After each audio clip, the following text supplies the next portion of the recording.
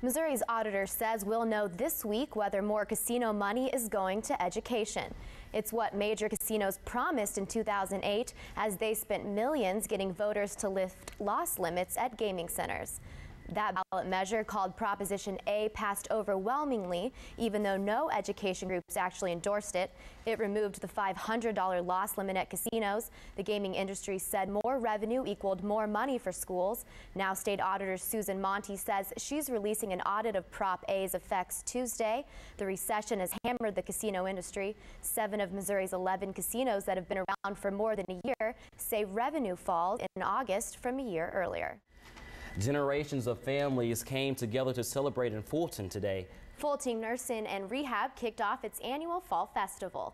Young and old alike enjoyed food, face painting, a duck pond, and a bounce house. The Callaway Senior Center Band provided the music. Nursing home residents and their guests provided the dancing. The goal is to build better relationships. The Fall Festival is now in its 4th year. Organizers say the festival takes months to prepare.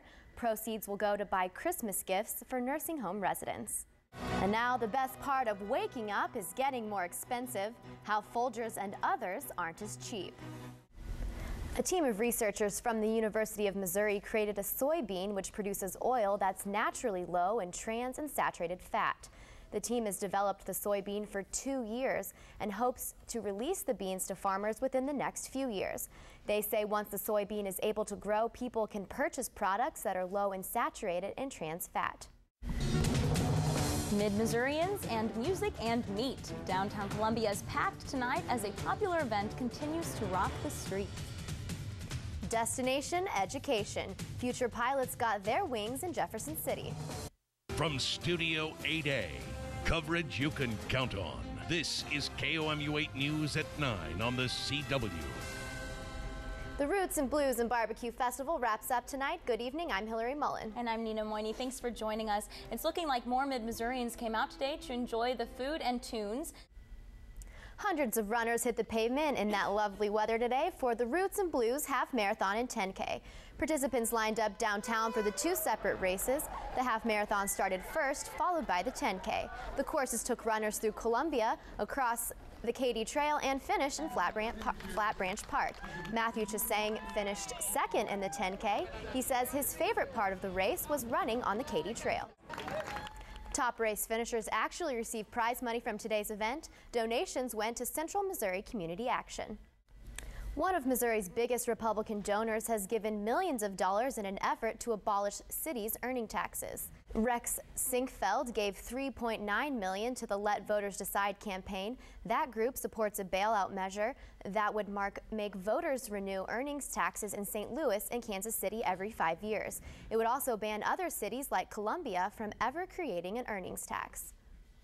Another accident caused some traffic backup this afternoon in Columbia.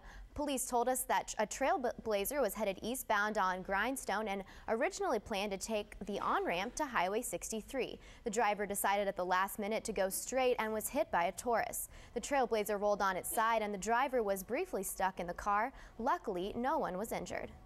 Now that our calendars are in the beginning of October, some people are already thinking about the end of October. Halloween means big scares and big business, but are some of the new props too scary?